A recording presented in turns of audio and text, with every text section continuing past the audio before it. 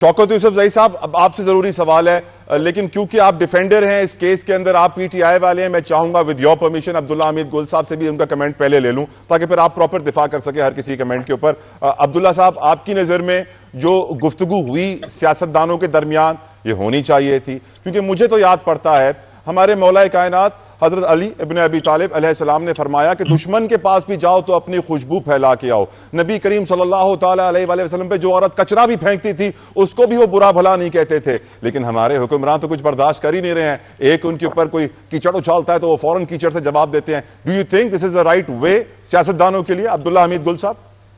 देखिए, बेहतर तो यही है कि अपनी तवानाइयां जो है वो ऐसी करनी चाहिए कि वो इन तमाम चीजों का जो गुस्सा जो उन्होंने जलसे में निकाला, गंडापुर साहब ने निकाला या उनके जवाब में बाकी हुकूमत ने निकाला, बेहतर ये है कि अवाम की बेहतरी, फलाह और बहबूद के लिए काम करके वो गुस्सा जो है, गुस्सा तो दो तरीके से है ना। अभी मैं आपको गुस्से की एक छोटी सी मिसाल दे देता हूँ कि डॉक्टर अब्दुल कदीर खान साहब जब वो मैट्रिक का इम्तिहान दे के पाकिस्तान हिजरत करके आए तो उनके वालिद ने उनको एक पेन दिया, और ये किस्सा उन्होंने मुझे खुद बताया। तो पेन दिया तो वो हिंदू सिपाही ने उनसे पेन ले लिया, उन्होंने कहा, बड़ा मिन्नत समाजत की, लेकिन वो हिंदू सिपाही माना नहीं, उसने कहा मैं पेन नहीं दूंगा तुम्हें।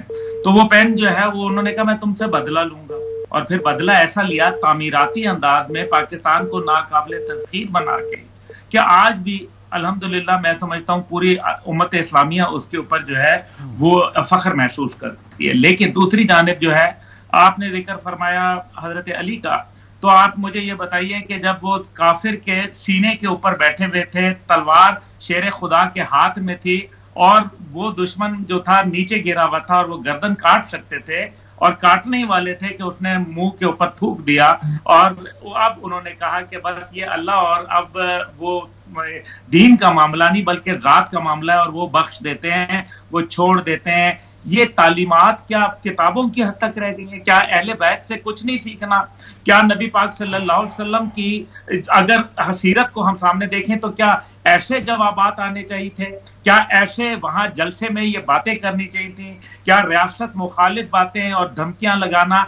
आप वजीर आला हैं, आप जो है वो कोई वहां भत्ता खोर कोई ऐसे नहीं है जो जाके धमकी शमकी लगा के दे दे।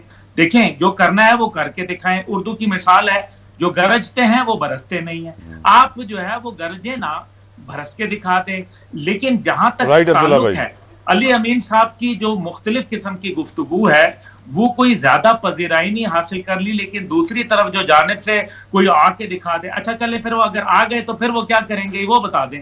राइट। अब शौकत यूसुफ साहब के पास टाइम बड़ा कम है। शौकत साहब थैंक यू, आप लाइन पे मौजूद हैं। शौकत साहब, अब कहा यही जा रहा है अली अमीन गंडापुर को अली अमीन गंदापुर कहा जा रहा है, धमकियां दी जा रही हैं कि अटक पुल क्रॉस तो करके दिखाओ, तुम जरा आकर तो दिखाओ, तुम आओ तो सही।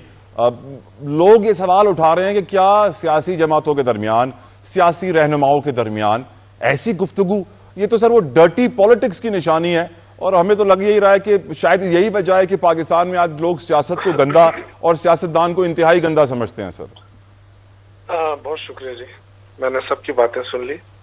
देखिए, सियासत पाकिस्तान में उस वक्त दफन हो गई जब जरदारी और नवाज शरीफ दोनों मिल गए, और उन्होंने मिलकर एक और फिर उसके बाद उन्होंने निशाना बनाना शुरू किया तहरीक इंसाफ को। आप ये देखें कि आए रोज अली अमीन गंडापुर ने जो जबान इस्तेमाल की उसमें बड़ी तनकीद हो रही है, ठीक है, मैं भी एतराज कर सकता हूँ, लेकिन आप ये देखें कि आए रोज जितने भी वज़रा साहिबान, दिन में 2 प्रेस कॉन्फ्रेंसें उनकी होती है, और दोनों प्रेस कॉन्फ्रेंसों में वो जो बलाग कहते रहते हैं कि ये जी गद्दार हैं, ये इंतशारी हैं, ये फलां हैं, तो कभी किसी उसने नहीं क्वेश्चन नहीं उठाया किसी उसने कि आप गद्दार किस बुनियाद पे कह रहे हैं, आप इनको इंतशारी टोला बार बार क्यों कह रहे हैं, आप डिलीवर क्यों नहीं कर रहे हैं? आपके पास जो है 3-4 साल से आपके पास हुकूमत है, आप वही 3 साल 3.5 साल जो इमरान खान के, वो आप बार बार याद करें, उन्होंने मुल्क को तबाह किया।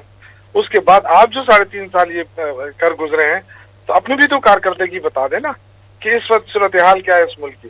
तो मैं आपकी बात बिल्कुल कि नहीं होना चाहिए सियासत के अंदर इस तरह की जबान इस्तेमाल नहीं होनी चाहिए, लेकिन बार बार जब आपके लीडर के ऊपर इस तरह कीचड़ उछाली जाएगी, एक आम वज़रा साहिबान आके जिस अंदाज से वो प्रेस कॉन्फ्रेंसें करते हैं, تو دیکھیں ایک چیز کا ایک حد ہوتی ہے.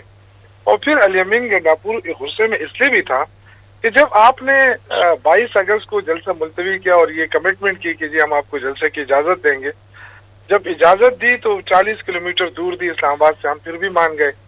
وہاں کیا ہوا؟ پھر بھی کنٹینر لگا لیے. بھئی آپ کنٹینر کیوں لگا رہے ہیں؟ آپ بتائیں نا قوم کو. سر آپ کی وجہ سے 5 کروڑ روپے حکومت کا کنٹینروں پہ لگا ہے سر. جی جب آپ نے اجازت دے دی، پھر اس کے بعد ڈی سی کو کیا ضرورت تھی کہ آپ اعلان کریں کہ جی کوئی دکان کھلی نہیں ہوگی تاکہ کوئی چپس بھی نہ لے لے، کوئی پانی بھی نہ پی لے. پانی کیٹرنگ والوں پہ پابندی لگائی. تو کیا ہم کوئی مسلمان نہیں ہیں، پاکستانی نہیں ہیں؟ جب آپ ہمیں پاکستانی ہی نہیں مانتے تو پھر تو دیکھیں غصہ تو پھر چڑھے گا، کیونکہ قربانی ہم نے بھی دی ہے. یہی واحد صوبہ ہے جس نے ریفرینڈم کے ذریعے جو ہے وہ پاکستان میں شامل ہوا ہے. تو آپ کیسے اس کو الگ کر رہے ہیں؟ آپ ریسنٹلی، میں آپ کو ایک اور چھوٹی سی مثال دوں، انہوں نے 44 ارب روپے ابھی ریسنٹلی سندھ حکومت کو دیے ترقیاتی فنڈ، اور تقریباً اس سے ٹرپل پنجاب کو دیا، اور خیبر پختونخوا کو 39 کروڑ روپے دیے. آپ مجھے بتائیں یہ کیا زیادتی نہیں ہے؟ کیا یہ اس قوم کی نمائندگی ہم نہیں کر رہے ہیں، یا ان کی سزا مل رہی ہے ان کو؟ تو ہم کیا علی امین گنڈاپور جو اتنے کروڑ عوام کی یہاں پہ نمائندگی کر رہا ہے اس کو غصہ نہیں آئے گا؟ کیوں کہ یہ کیا ظلم ہو رہا ہے ہمارے صوبے کے ساتھ؟ تو دیکھیں ہر چیز کا ایک وہ ہوتا ہے. میں ایگری نہیں کرتا ہوں اس چیز سے کہ اس طرح کی زبان استعمال ہو، لیکن آپ مجبور نہ کریں. آپ بار بار جو ہے نا دیکھیں اور سر اداروں پہ تنقید کرنا، اداروں پہ تنقید کی کہا ہم 2 ہفتوں میں نہ چھوڑا تو ہم خود چھوڑا لیں گے. سر یہ کوئی بات ہی کرنے والی. یہ تو دیکھیں سیاسی لوگ جو ہوتے ہیں نا، ہمیشہ یاد رکھیں وہ سٹرگل کرتے ہیں. ہمیں بہت تانے دیے جاتے ہیں، لیکن ہم نے کبھی بھی آئین قانون سے برتر کام نہیں کیا. کل جو صورتحال پیدا کی گئی تھی پولیس کی طرف سے، جگہ جگہ رکاوٹیں، تو آپ یقین کریں کہ اگر پارٹی کی طرف سے ایسا کوئی اشارہ ہوتا تو ہر جگہ لڑائی جھگڑے ہو جاتے. لیکن بڑے تحمل کا مظاہرہ کیا. اتنی بڑی تعداد جب کسی پارٹی کے پاس ہونا تو وہ نہیں رہتی ہے، وہ پھر اپنے مقصد حاصل کر لیتی ہے. لیکن ہم چونکہ جمہوری لوگ ہیں اور ہم سٹرگل کریں گے. مطلب کہنے کا یہ کہ یہ حکومت جو ہے یہ تو ویسے بھی ان کی کام پہ ٹانگ رہی ہے، یہ تو بالکل کسی اس کے ہے نہیں. سر یوسف بھائی صاحب مجھے معلوم ہے آپ جانے والے ہیں، مجھے یہ بتا دیجئے سر شوکت صاحب، قانون سازی کی جا رہی ہے حکومت کی جانب سے اتحادیوں کو اعتماد میں لینے کے لیے. ایوان صدر میں بھی بہت سارے اہم رہنماؤں کو مدعو کیا گیا ہے، پرائم منسٹر ہاؤس کے اندر ہی سب جمع ہیں. یہ جو ہے نا یہ بہت بڑی سازش ہو رہی ہے جمہوریت کو ختم کرنے کی، اور میں آپ کو یقین دلاتا ہوں کہ اس کے بعد جمہوریت نہیں رہے گی ملک میں. ٹھیک سر. سویلین مارشل لا لگ چکا ہے، اور پورا مارشل لا جو ہے نا وہ کچھ عرصے بعد لگ جائے گا. سر یہ سویلین مارشل لا کیا ہوتا ہے؟ سر سویلین تو بیچارے ہیں ہمارے یہاں بہت. بس آپ دیکھیں نا، یہ سویلین مارشل لا ہے نا، جس طریقے سے آپ ہمیں کہہ رہے ہیں کہ اٹک سے پار آپ نہیں آ سکتے. اور بھائی اگر علی امین نے کوئی بات کی ہے تو آپ پورے پختونخوا کو کیوں کہہ رہے ہیں کہ آپ اٹک سے پار نہیں آ سکتے؟ پوری پی ٹی آئی کو کیوں کہہ رہے ہیں؟ وہ میرے خیال سے علی امین گنڈاپور کو ہی کہہ رہے ہیں کہ آپ آئیں. کیا پی ٹی آئی پنجاب میں نہیں ہے؟ دیکھیں یہ بڑا آسان کام ہے. اگر ہم آج کال دے دیں کہ پنجاب والے نکلیں، ٹھیک شوکت صاحب وقت کم ہے، وہاں پہ دھرنا دے دیں. ٹھیک ہے آپ کال دیں گے، پھر 5 کروڑ روپے کنٹینر پہ لگ جائیں گے، ہمارے عوام کا ٹیکس پیئر کا پیسہ ضائع ہوتا رہے گا. وہی تو میں کہہ رہا ہوں کہ ہمیں مزید کال نہ دیں. ابھی آپ کا 22 ستمبر ہی باقی ہے، اس پہ بھی ہمارے ٹیکس پیئر کا بہت پیسہ لگے گا.